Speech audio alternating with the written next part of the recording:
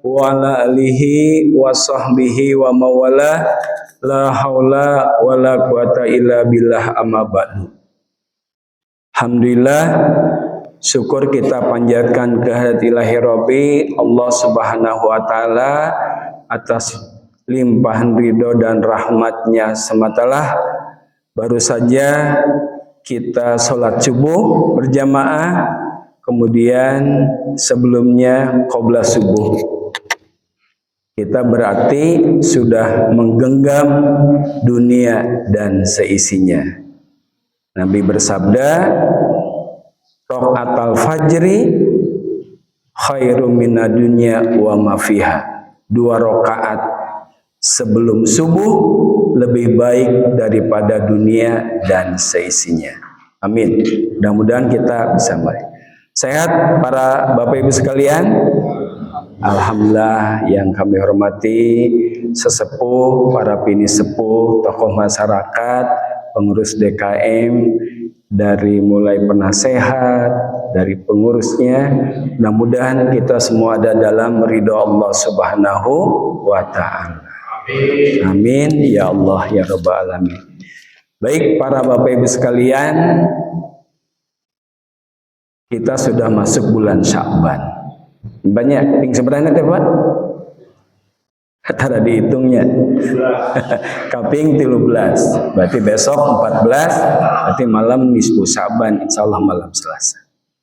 Baik, tapi punten Abi mau ngabahas nisfu Sya'ban. Nanti sama ustadz yang lain.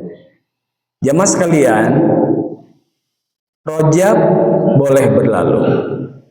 Bulan Rajab boleh berlalu. Buktosna urang ayeuna bulan Sya'ban. Tapi pesan akidah, pesan akhlak yang diselipkan oleh Allah dalam peristiwa Isra Mi'raj tidak boleh berlalu begitu saja.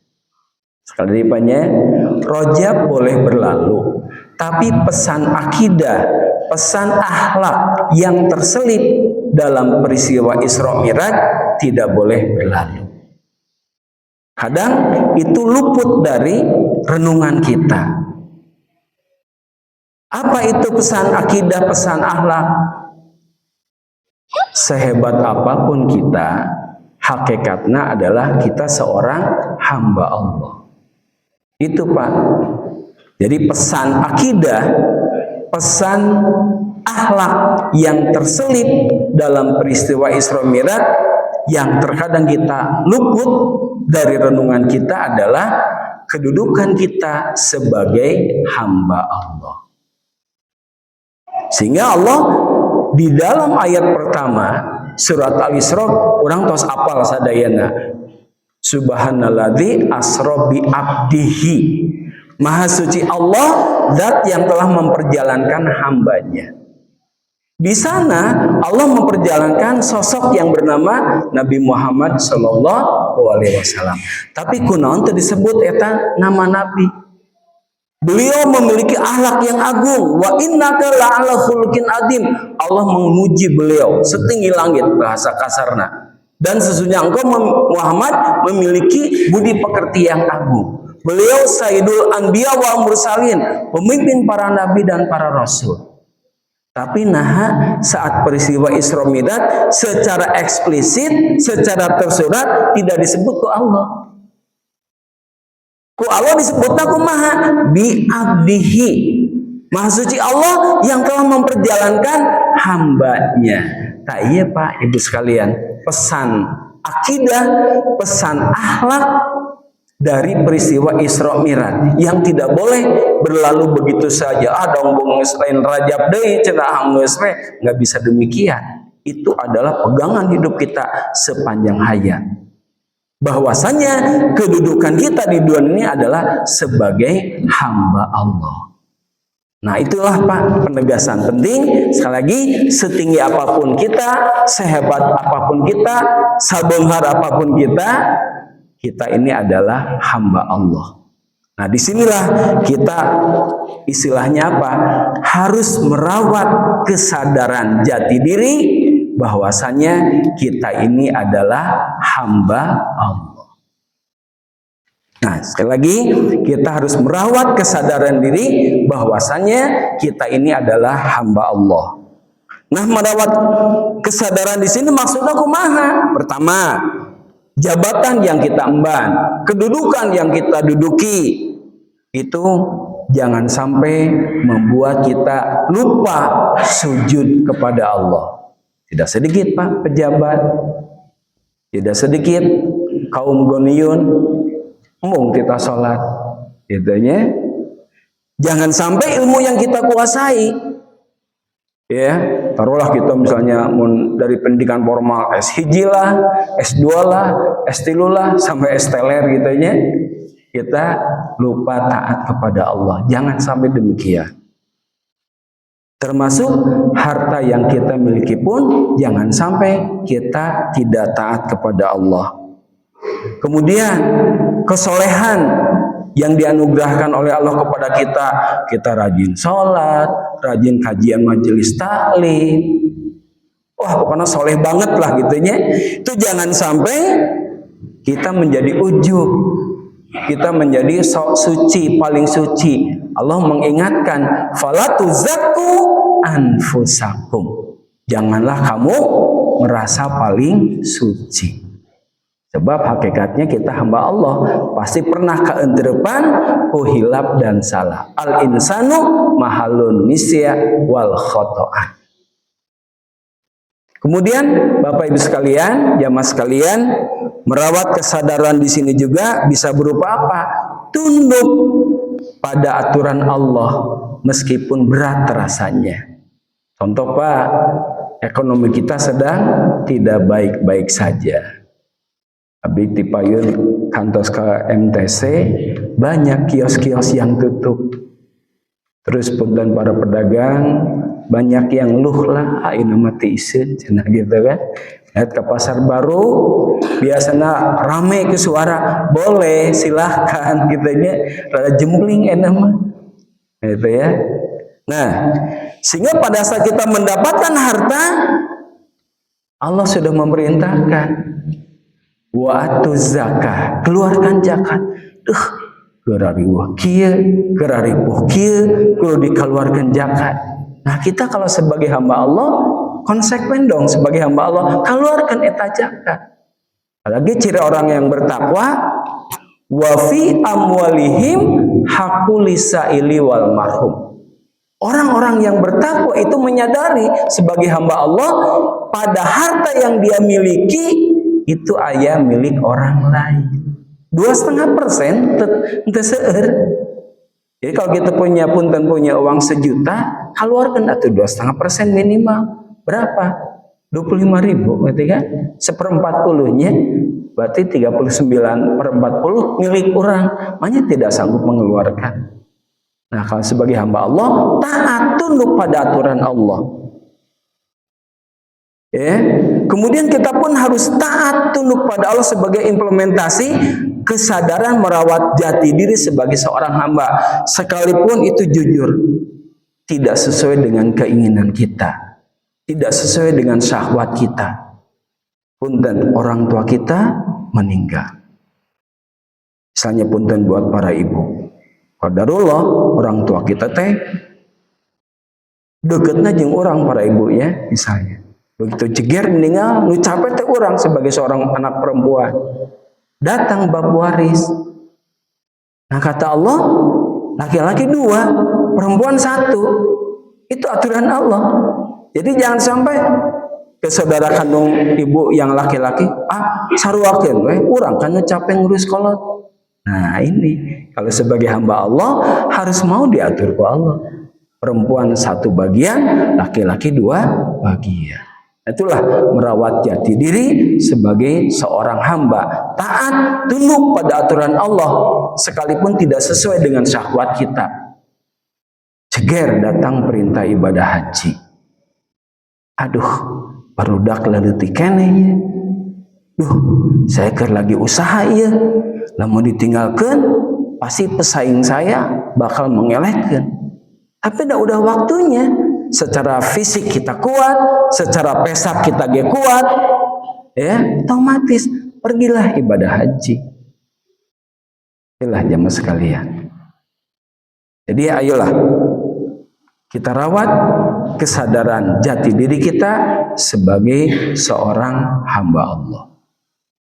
Kemudian sebagai seorang hamba Allah pun saat kita tergelincir dalam kemaksiatan, jangan banyak mencari pembenaran. Ulah yang les cek barudak orang mah ayeuna. Kalau kita salah, jujur ya katakan orang salah. Contoh siapa? Nabi Adam. Nabi Adam melanggar larangan Allah, khilaf. Jental Nabi Adam. Kita tahu kan istighfarnya Nabi Adam. Kumaha? Robbana dolamna angkusana. Tuh, Robbana dolamna angkusana. Ya Allah, kami telah dolim kepada diri kami. Ulah ngeles, ulah nyalakan batur. Ya Allah tuh gara-gara si iblis ngagoda saya jadi kieu. Nah, kita nggak boleh, Pak. Saat kita bermaksiat, ya Allah tuh gara-gara staf saya ngolo-ngolo jadi saya bisa melak-malikan data keuangan. Nah, itu nggak boleh demikian. Ya Allah tuh gara-gara tetangga saya kieu, saya jadi kieu. Nggak boleh. Udah aja gentle, salah masalah. Robbana dolamna angkusana. Terus contoh lain siapa? Nabi Yusuf. Nabi Yunus. Nabi Yunus ku Allah misalnya ditempatkan, hai Yunus dakwah di daerah Cipamokolan. Tapi qadarullah penduduk nanti rada berdegong. Tinggalkan ku Nabi Yunus. Orang dakwah di kota lain. Itulah meninggalkan arena gelanggang, nggak boleh. Akhirnya singkat kata kita tahu tenggelam kemudian dicapluk ku ikan dalam kegelapan perut ikan, dalam kegelapan malam, dalam kegelapan dasar laut. Nabi Yunus dengan gentle mengatakan, La ilaha illa anta subhanaka inni kuntu minadh-dhalimin. Tidak ada Tuhan kecuali Engkau ya Allah, Maha Suci Engkau ya Allah. Nah, penggalan kalimat terakhirnya, inni kuntu minadh-dhalimin. Sesungguhnya aku termasuk orang yang dolim. Nah itu Pak, seorang hamba Allah saat tergelincir, dia tidak ngeles, tidak cari pembenaran. Aku itu kesalahan. Terus dicontohkan qadarullah siapa? Nabi Adam dan Nabi Yunus. Bapak Ibu yang dirahmati oleh Allah, sekarang kita lihat kesudahan akibat dampak positif dari sosok seorang yang merawat jati diri sebagai hamba Allah. Allah diapresiasi para bapak sekalian. Orang yang merawat jati diri, menyadari kita tuh hamba Allah, demi Allah kelak nanti di akhirat diberi reward ku Allah, dikasih penghargaan oleh Allah yang setinggi-tingginya. Apa itu? Diasupkan ke surga ku Allah. Kita sering baca surat Al-Fajr. Ya ayyuhan nafsul mutmainnah irji'i ila rabbika radiyah mardiyah fadkhuli fi ibadi wadkhuli jannati. Tuh ternyata password masuk surga kalau kita memposisikan diri sebagai hamba Allah. Fadkhuli fi ibadi. Masuklah kamu sekalian ke dalam golongan hamba-hambaku. Wadkhuli jannati, dan masuklah kamu sekalian ke dalam surga. Itu subhanallah. Itu apresiasi dari Allah, penghargaan dari Allah, reward daripada Allah di akhirat kelak bagi makhluknya yang memposisikan dirinya sebagai hamba Allah. Dijamin masuk surga, Pak. Itu nikmat Allah yang tiada tara. Kemudian dalam surat Az-Zukhruf, jarang bacakin mungkin kita. Surat Az-Zukhruf ayat 70. Lagi-lagi Allah memanggil sosok makhluknya yang memposisikannya sebagai hamba. Apa itu? Ya ibadi, wahai hamba-hambaku. Udkhulul jannah. Masuklah kamu sekalian ke dalam surga. Tuh, lagi-lagi Pak. Allah menyeru bukan sebagai seorang pejabat. Allah tidak memanggil, hai para pemimpin, hai para pejabat, hai kaum goniun. Tidak. Wahai tokoh masyarakat. Ente. Tapi yang Allah panggil, ya ibadi, udkhulul jannah. Surat Az-Zukhruf, surat Fajar tadi, fadkhuli fi ibadi wadkhuli jannati. Nah, itu subhanallah. Sehingga surga bukan hadiah bagi orang yang paling merasa besar karena hartanya, karena kedudukannya, karena ilmunya, karena kekuasaannya, tapi surga diperuntukkan bagi makhluk Allah yang mau mengkerdilkan posisinya di hadapan Allah sebagai seorang hamba. Buktinya kata Allah zakat, zakat. Kata Allah haji, haji. Kata Allah salat, salat. Kata Allah saum, saum. Ntar lagi kita kurang lebih 2 pekan lagi saum. Ya, wah saya boga mah saya akut ya. Gek lambung teh kumaha teu nya. Kalau kita memposisikan sebagai hamba Allah demi Allah, Allah tidak akan mendolim kepada hambanya. Saum Pak, sekalian. Jangan banyak ngeles, jangan banyak alasan. Sanes teh hoyong saum. Kata dokter spesial internis, gitunya, grade saya, lambung saya akut. Ento hoyong, Allah juga maha tahu. Gak boleh gitu Pak. Insyaallah dengan saum kita sehat. Sumu, kata Nabi, saumlah kamu sekalian, tasihu kamu, niscaya kamu akan sehat. Itu Nabi Pak, Nabi mau ngebohong. Ya. Wa may yantiqu anil hawa in huwa illa wahyu yuha. Apapun yang diucapkan oleh Nabi tidak terbersit dari hawa nafsu, tapi murni dari wahyu yang diwahyukan oleh Allah. Nah, terus para Bapak Ibu sekalian, nah sekarang kita kebalikannya. Apa dampak negatifnya? Apa akibatnya bagi sosok makhluk Allah yang kehilangan jati dirinya sebagai hamba Allah? Lagi, apa dampak negatifnya? Apa akibatnya bagi sosok makhluk Allah yang tidak memposisikan sebagai hamba Allah? Jelas, dampaknya adalah kebinasaan, neraka, terkutuk. Siapa itu? Iblis laknatullah. Lihat Pak, iblis laknatullah. Kita sering mendengar dari para ustadz. Jauh sebelum Allah menciptakan Nabi Adam, itu iblis ada di lingkungan malaikat dan ditempatkan di surga. Berarti saroleh kan eta makhluk Allah. Tidak serta-merta Allah menyimpan itu makhluknya di surga berarti berbuat kebajikan, berarti berbuat saleh. Tapi lihat, setelah Allah menciptakan Nabi Adam, wa idqulna lil malaikati usjudu li Adam. Dan ingatlah ketika kami menyeru, memerintahkan, berfirman bagi para malaikat dan lingkungan yang ada di itu malaikat, komunitas. Usjudu li Adam, sujud kamu sekalian kepada Adam. Sujud di sini maksudnya hormat maneh ke Adam. Aba menolak, wastakbar dan sombong. Siapa? Itu iblis. Wa kana minal kafirin. Dia termasuk orang yang ingkar. Nah, iblis itu ada di kelompok lingkungan malaikat. Dia dari kelompok jin, tapi oleh Allah dimuliakan karena taat. Tapi begitu dia melakukan pembangkangan, maka Allah mengusir. Ukhruj minha, keluar kamu dari dia surga. Innaka rajimun. Dan kamu termasuk orang-orang masuk makhluk yang terkutuk. Tuh, bahwa jadi makhluk Allah yang taat, tapi gara-gara membangkang kita sujud, kita hormat, nggak mau. Siapa ini yang memerintah? Allah yang memerintah. Menolak dia iblis. Nah itulah orang, makhluk yang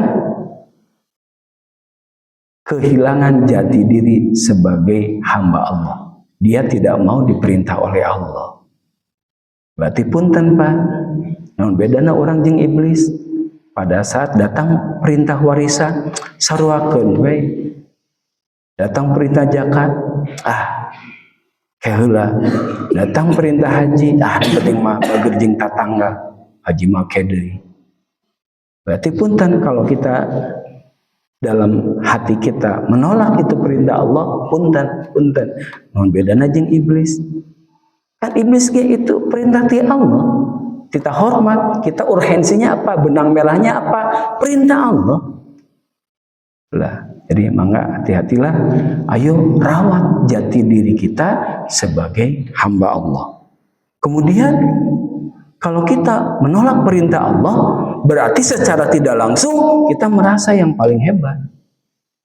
Sarwakeun berarti Allah salah atuh. Sarwakeun sarua anak, kedua laki-laki 2, perempuan 1. Berarti dia secara tidak langsung sudah menyalahkan perintah Allah. Berarti dia tidak mau diatur ke Allah. Salah ya Allah. Contoh lagi iblis, fabima agwaitani. Ya Allah, karena engkau telah menyesatkan aku. Itu kan keputusan ti Allah. Damane gara-gara enggak mau sujud, tidak mau mengikuti perintahku, cek Allah keluar mana. Kamu jadi makhluk yang terkutuk. Iblis mengatakan fabima agwaitani. Ya Allah, karena engkau telah menyesatkan aku. Berarti menyalahkan perintah Allah. Nah, kita pun demikian jamaah sekalian, hati-hati pada saat datang perintah Allah kita tidak mau, berarti kita sudah keluar dari rel hamba Allah. Dan yang namanya hamba Allah harus seperti Nabi Ibrahim, sami'na wa ata'na. Kami dengar ya Allah, kami taat. Orang mah kadang sampai sami'na unggulnya banyak. Sami'na kami dengar ya Allah, taatna keheula ya Allah, gitu kan? Nabi Ibrahim kan disuruh menyembelih anak. Orang mah cukup mengeluarkan kurang lebih 3 juta anak untuk kurban, mah nya teu sanggup. Gitu kan? Wah berat, cicil atuh tiap bulan. Gitu disiasati. Dan jalan menuju kepada surga mah tidak sesuai dengan hawa nafsu. Ya. Al-jannatu hufat bil makari. Jalan menuju ke surga penuh dengan ketidakenakan, tidak cocok dengan hawa nafsu. Wa minal laili fatahajjat bihi, dan dari sebagian malam sok atuh tahajud. Cek nafsu teh tiris komo ena Bandung digedar hujan wae mun tiap subuh alhamdulillah aya teh hujan. Hayang mah ngarengkol gitu kan, cek hawa nafsu ngarengkol bawah. Gitu kan? Keluarkan zakat. Ekonomi kerseret, orang kudu berbagi, ngunah we maneh kong doa capek orang gitu kan. Nah, itu tidak cocok dengan hawa nafsu. Tapi kalau kita memposisikan sebagai hamba Allah, ya wayana ikuti aturan Allah. Itulah. Baik jamaah sekalian, kita tadi bahas hamba Allah, hamba Allah. Nah, terus akhirnya apa sih karakteristik? Apa sih identitas itu hamba Allah? Naon sih ciri-cirina hamba Allah? Gitu kan? Tadi pesan akidah kita itu adalah hamba Allah. Kemudian dampak positif dari hamba Allah, surga itu bagiannya. Dampak negatif yang tidak memposisikan sebagai hamba Allah, pembangkang iblis tuh. Nah sekarang naon sih itu hamba Allah? Apa itu cirinya? Banyak Allah memberikan bocoran. Bocorannya Al-Furqan 63 sampai 68 yang tadi saya baca di rakaat pertama. Kita sudah tahu semuanya para bapak sekalian. A'udzubillahi minasyaitonirrajim. Wa ibadur rahman, dan adapun hamba zat yang maha rahman. Maksudnya adapun hamba-hamba Allah, Ar-Rahman kan salah satu Asmaul Husna. Siapa itu hamba Allah? Zat yang Maha Rahman. Alladzina yamshuna 'alal ardi hauna. Orang yang berjalan di muka bumi dalam keadaan rendah hati. Nah, iya Pak. Yang bertolak belakang dengan iblis laknatullah. Jadi orang yang memposisikan dirinya sebagai hamba Allah, dia berjalan di muka bumi dengan rendah hati. Kita makhluk sosial, Dulu ke sekolah kita tuh zon politikon, makhluk sosial, tidak mungkin sendiri. Pasti kita berinteraksi dengan sosial. Di lingkungan kerja lah, di masyarakat dengan tetangga lah, internal, suami dengan istri, istri dengan suami, orang tua dengan anak, anak dan orang tua. Nah, orang yang memposisikan sebagai hamba Allah, diberi bocoran ku Allah, kedah kumaha. Yamshuna alal ardi hauna. Dia berjalan di muka bumi, berinteraksi sosial dengan rendah hati. Dengan ilmu yang dia miliki, dengan harta yang dia miliki, dengan jabatan yang dia miliki, dia tidak merasa paling tinggi. Dia berjalan di muka bumi dengan rendah hati, penuh dengan ketawaduan. Ini dicontohkan Pak Nabi. Contoh, saat perang Badar. Itu perang pertama Pak ya, tahun ke-11 Hijriah Pak, perang Badar. Yang jelas perang Badar pasti sebelum perang di Penogoro. Itu perang Badar tahun kedua Hijriah. Itu pengalaman pertama bagi orang Muslim setelah hijrah dari Mekah ke Madinah. Nah, pada saat perang Badar, sebelum terjadi perang Badar, menurut Hamin satu lah, Nabi mempersiapkan dan ada di perang di medan area Bukit Badar. Nabi menentukan misalnya titiknya di dia. Kemudian ada sahabat Al-Hubab Al-Munzir.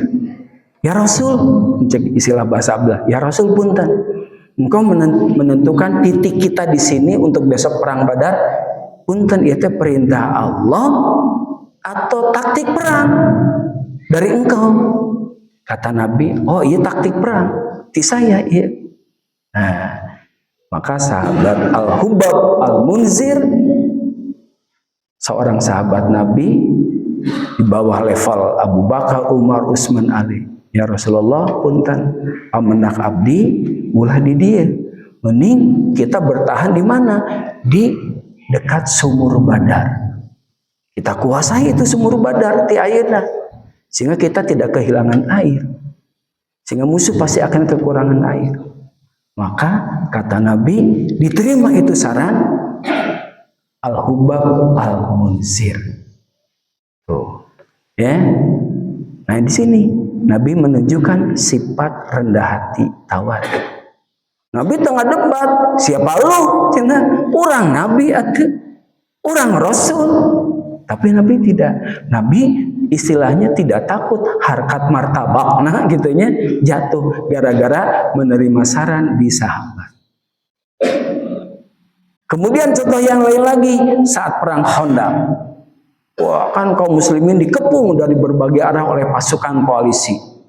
Kafir Quraisy, munafik yang membelot, kemudian Yahudi yang ada di Madinah, kabeh nyerang, ngepung.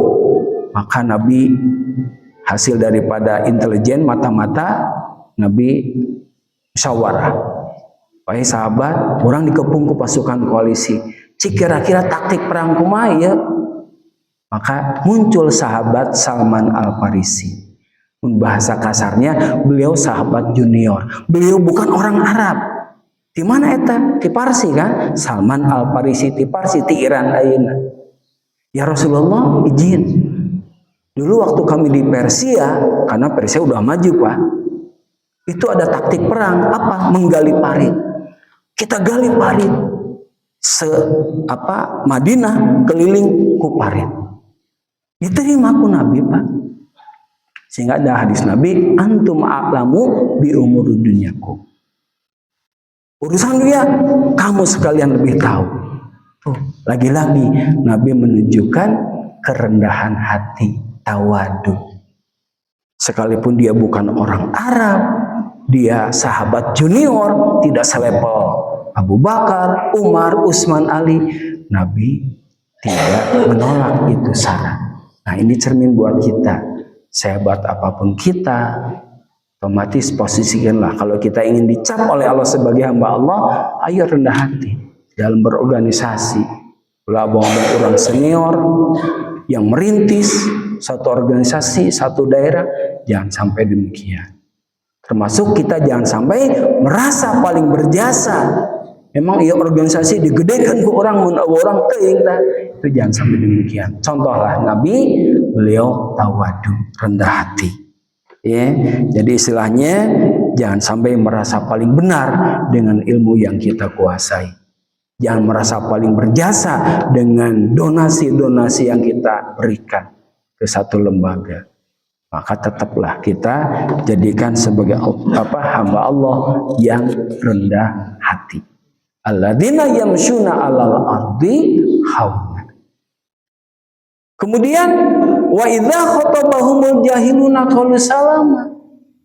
Dan dia kalau pada saat berinteraksi sosial mendapat perlakuan yang tidak senonoh, difitnahlah, dibulilah ku tetangga, ku kerabat, ku rekan kerja, tidak dibalas lagi. Kita sering kan baca tabarokahnya, ibu sekalian. Tabarakalladzi biyadihil mulku wa huwa ala kulli syai'in qadir. Alladzi khalaqal mauta wal hayata liyabluwakum ayyukum ahsanu amala. Demi aku akan menguji kepada kamu sekalian, ayyukum, siapa di antara kamu ahsanu amala, yang paling baik amalnya. Nah inilah ciri hamba Allah yang kedua dalam Al-Furqan. Jadi wa idza khatabahumul jahiluna qalu salama. Jadi kalau kita mendapatkan perlakuan yang jelek, entah dibalas jelek deui, emang orang teu bisa balas deui ke urang. Mun batur ngabalieur, orangnya ngabalieur, emang orang teu bisanya. Ulah atuh sarwana berarti 11 12 gitu kan. Nah, otomatis kalau orang lain berbuat jelek, otomatis kita harus berbuat baik. Tadi qalu salama, dia menebar keselamatan, menebar kedamaian. Sehingga Nabi bersabda, ahsin ila man sa'aka. Berbuat baiklah kamu kepada orang yang jelek kepadamu. Sil man koto'aka. Sambungkan kasih sayang kepada orang yang nyata-nyata memusuhi engkau. Siapa ngabalir tidak nyapa ke orang, sapa ke orang. Kalau dia tidak mau, udah bukan urusan orang. Kita sudah menyapa, assalamualaikum. Orang saya seri seetik pak, gitu punya. Tapi dia ngabalir, ya udah. Jujur secara nafsu, enak orang, udah. Hak bertetangga, hak sesama Muslim sudah kita lakukan. Sebagaimana siapa? Imam Ahmad bin Hanbal dibully ku tetanggana. Hai Imam, kadi aya perlu saya. Pas begitu datang, terjadi ketang sampai 3 kali bolak-balik. Imam Hambali teu marah apa, wah orang-orang jotos dan sebagainya. Terus si tetangga teh, wah Imam, kunaon maneh dibully ku urang, dikerjain ku urang? Teu amak. Imam Hambali dengan senyum, wahai tetanggaku, aku tidak urusan dengan engkau, urusan aku mah jeung Allah. Beliau mengucapkan hadis Nabi, man kana yu'minu billahi wal yaumil akhir falyukrim jarah. Siapa yang mengaku iman kepada Allah dan hari akhir, hendaknya muliakan tetangga kamu. Kamu tetangga aku. Aku diperintahkan oleh Allah dan Rasulnya untuk memuliakan tetangga. Saat engkau menyuruhku datang, ya orang datang. Saat engkau menyuruh aku pulang, ya aku pulang. Ya udah beres. Akhirnya Pak, dia minta maaf tetangga tadi. Nah ini Pak, istilahnya tamparan keras buat orang, dan orang osok ngabalas kejelekan dengan kejelekan lagi. Jangan sampai demikian.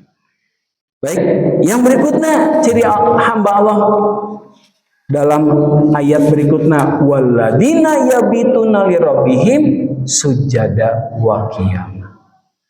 Ciri hamba Allah berikutnya apa? Ialah dia mengkhususkan waktu dengan Allah di malam hari, punten tidak dengan gaple gitunya, balak gendap modar saya kan mon gaple sokara itunya mata gimana heureuy cenah tong dosa punten ieu mah heureuy mun orang-orang gaple sok paronok umur cenah da ngadoana galore begitu ngajeblakeun modar sia balak gendap cik itu modar mata gitu ya. Nah jadi ieu mah heureuy. Nah jadi di malam hari tidak diisi dengan yang sia-sia, nonton Liga Champion atau Liga Inggris, Arsenal jeung MU, Real Madrid jeung Benfica, kamar nu eleh banyak gitu kan. Memang tidak dilarang, tapi jangan lupa atuh mengkhususkan diri waktu oge jeung Allah di waktu malam. Ialah apa? Maka dulu Maqdis mengenalkan istilah mabit, malam binaan iman takwa, itu kata-kata daripada yabitu. Gitu ya. Jadi ciri hamba Allah di siang hari dia menggelepar bagaikan singa yang kelaparan, mencari nafkah buat anak dan istri. Malam harinya dia pun mengkhususkan diri kepada Allah, sujada wa qiyam, dengan sujud dan berdiri. Dan itu dicontohkan ke Rasul. Rasul kita tahu sering mendengar ini hadis. Kalau sholat malam sampai kata Siti Aisyah, kakinya bengkak-bengkak. Ini ya, orangnya saruannya sok bengkak-bengkak. Rasulullah berdiri, lama, orang bengkaknya naon Pak? Asam urat kambuh gitu ya. Nah, itu Rasul sampai dikritisi ku Siti Aisyah, wahai Rasul, tongkok kemuan ting atau ibadah kan kamu dari jamin masuk surga, sudah dimasuk. Ini kok kamu ibadah teh? Maka jawaban Rasul, afala akuna abdan syakura. Tidak bolehkah aku menjadi hamba Allah yang bersyukur? Nah, kita teladani Pak. Kita kan hayang diaku sebagai umat Rasul. Ayo, tiap malam sisihkan waktu. Oke lah punten kita belum bisa istiqomah 11 rakaat. Ya minimal 2 rakaat. Tutup witir 1 rakaat. Insya Allah istiqomah. Nanti juga perlahan tapi pasti orang isin. Hanya ngobrol jeung tatangga kuat, jeung rekan kerja kuat, jeung koleha orang kuat, jeung Allah mitir kuat, pasti muncul kesadaran isin. Pasti ditambah lagi 2 rakaat. Tambah lagi 2 rakaat. Sampai cicitnya Nabi itu Imam Zainal Abidin itu sampai tidak terhitung jumlah rakaat. Begitu beres 2 rakaat salat malam, menikmati, ini nikmat. Sehingga orang kan pun ngabaso nikmat. Kocok nikmat, pasti hayang nambah deinya. Nah, Imam Zainal Abidin pun demikian. Nikmat, beres salam teh enak kieu berdialog jeung Allah, berdiri lagi 2 rakaat. Kan salatul lail mafna, salat malam lah 2 rakaat. Nah, itu subhanallah. Ayolah, enggak Bapak Ibu sekalian, istilahnya kita sisihkan waktu, khususkan waktu dengan Allah. Setidak-tidaknya 2 rakaat. Tutup witir 1 rakaat setidak-tidaknya. Nah, kemudian yang berikutnya ialah ciri hamba Allah, walladzina yaquluna rabbana srif anna adzab jahannam. Ciri hamba Allah yang berikutnya adalah dia takut akan azab Allah, sehingga berdoa, ya Rabbana srif anna adzab jahannam. Ya Allah, jauhkan kami daripada siksa api neraka jahanam. Nah, disinilah pesan moral lain lagi. Ciri seorang hamba Allah ialah mampu menghadirkan kesadaran kehidupan akhirat dalam keseharian. Lagi mampu menghadirkan kesadaran kehidupan akhirat di dalam keseharian. Artinya kumaha apa? Orang yang menjadi hamba Allah meyakini bahwasanya hidup itu tidak hanya hari ini dan sekarang, tapi hidup ini akan berlanjut kapan? Nanti, iraha di akhirat. Itu saya lagi. Ciri hamba Allah, dia mampu menghadirkan kesadaran bahwasanya hidup itu tidak hanya berhenti di hari ini dan di dunia, tapi hidup ini akan berlanjut nanti dan di akhirat. Kita sering baca doa, kita sering dalam Al-Quran, walal akhiratu khairu wa abqa. Surat Ad-Duha kan, walal akhiratu, dan adapun kehidupan akhirat khair, lebih baik, wa abqa, dan abadi. Oh, berarti itu Allah yang berfirman. Berarti Allah benar, mau nggak bohong. Kalau Allah berfirman mengatakan sesuatu yang akan datang, demi Allah pasti akan terjadi. Kalau Allah berbicara masa lalu, Fir'aun tenggelam, kaum Samud, kaum Ad dibinasakan, demi Allah itu telah terjadi. Allah tidak akan jalir janji, Bapak Ibu sekalian. Mun Allah jalir janji, Allah malu atau sama merpati. Dulunya kita yang remaja 80-an ya para minta rusa di lagu naon teh, merpati tak pernah ingkar janji. Ya, tuh merpati wae tidak pernah ingkar janji, itu kan makhluk Allah banyak Allah ingkar janji. Itu kan, nah sehingga orang yang memposisikan sebagai hamba Allah menyadari kehidupan akan berlanjut di akhirat, dan di akhirat aya naon? Aya balasan. Kita sering baca surat Az-Zalzalah, "Fa may ya'mal mithqala dzarratin khairan yarah, wa may ya'mal mithqala dzarratin syarran yarah." Sekecil apapun kita berbuat, baik itu perbuatan soleh atau salah, bakal dibalas ke Allah. Nah, orang yang memposisikan sebagai hamba Allah sadar, oh orang teh tidak hanya di hari ini, bakal sampai di akhirat abadi, itu ya balasan. Sekecil apapun bakal dibalasan. Sehingga kalau kita senantiasa merawat kesadaran kehidupan akhirat dalam keseharian, demi Allah Pak, kalau iman kita lagi bagus, maksiat itu daya tariknya kurang. Ya, punten dia kan sekarang lagi musim banyak pelakor dan senior. Itunya buat para ibu, ada pelakor sekarang banyak tren. Non pelakor, pecinta laki orang. Buat kita para bapak banyak godaan apa? Senior, senang istri orang. Nah, itu kalau kita misalnya, wah kita meyakini, oh iya si iya rada lindung ke orang ya. Apalagi kita tahu dia udah berumah tangga, kita pun udah berumah tangga. Kalau kita menyadari, merawat kesadaran kehidupan akhirat, pasti demi Allah tidak akan tertarik itu maksiat. Maksiat daya tariknya pasti berkurang. Oh, bakal dibalas ke Allah. Saat kita memposisikan sebagai seorang manajer keuangan, orang yang memang puluh-puluh tahun di bidang iya, kita bisa ngutang-atik data. Oke, atasan bisa dibohongan, RUPS bisa dibohongan, tapi kan Allah tidak bisa dibohongan. Pasti kita tidak akan. Kemudian saat kita sebagai posisi pedagang, wailul lil mutaffifin, celakalah bagi orang yang suka mengurangi timbangan. Demi Allah, si nasabah, si pembeli bisa dibohongan ke orang mengurangi timbangan, tapi Allah, innallaha khabirum bima ta'malun. Sekecil apapun Allah waspada terhadap apa yang kita lakukan. Pasti maksiat sehebat apapun akan turun daya tariknya. Orang tertarik karena takut azab Allah. Tadi waladina yaquluna rabbana srif anna adzabajan. Ya Allah, jauhkan kami daripada siksa neraka. Nah, itulah jamaah sekalian, ayo kita rawat hamba, posisi kita sebagai hamba Allah dengan senantiasa menghadirkan kesadaran kehidupan akhirat, bahwasanya kita hidup tidak hanya hari ini dan di sini, tapi akan berlanjut di sana dan di akhirat, dan di akhirat ada hari pembalasan.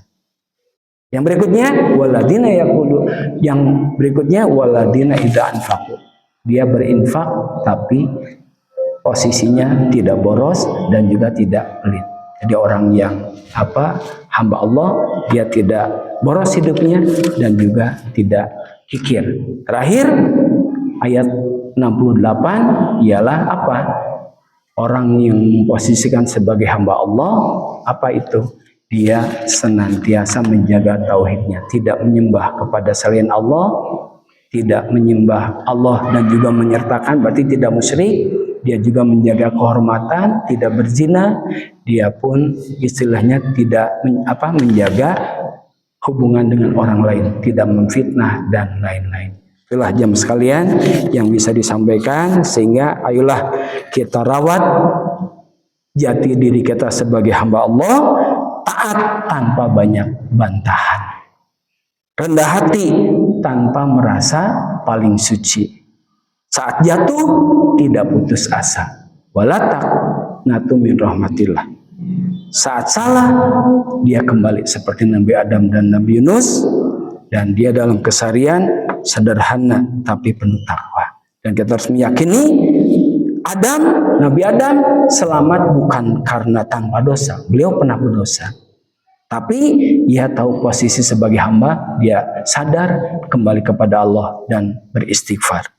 Iblis hancur bukan karena kurang ibadah, tapi karena ia menolak menjadi hamba Allah. Mudah-mudahan kita senantiasa diberi bimbingan menjadi hamba Allah dan terlepas dari apa yang dilakukan oleh iblis laknatullah. Itu pangitan biasa kapehatur, kurang lebihnya mohon maaf. Barakallahu li wa lakum. Assalamualaikum warahmatullahi wabarakatuh.